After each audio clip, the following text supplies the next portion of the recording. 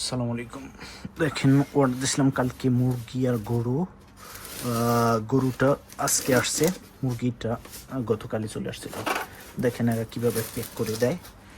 Courier সার্ভিসটা কেমন, কত সুন্দর। হ্যাঁ দেখেন, এটা কী পেপার যেন বলে, I forgot. Okay, then Chinese গরু মাংসের মশলা দিয়ে দিছে। এটা রেগুলারই দেয়, আমি এর আগেও পারচেস করছি এদের কাছ থেকে, হালাল মাংসর দোকান আর কি, সিনজিয়ানের। সো এরকম একটা মাংসর মশলা ওরা দিয়ে দেয় প্যাকিং করে।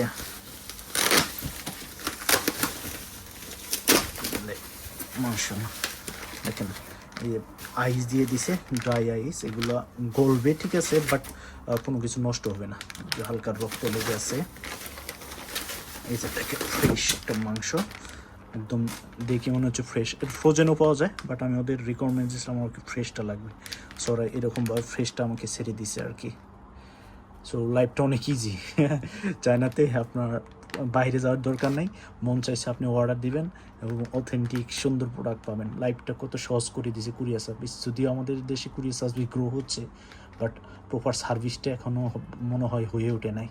যদি হয়ে ওঠে, মানুষ অনেক সুবিধাভোগী হবে। গ্রাম থেকে শহরে প্রত্যেকটা মানুষই তাদের নিত্য প্রয়োজনীয় জিনিসগুলো অনলাইনে কিনতে পারবে।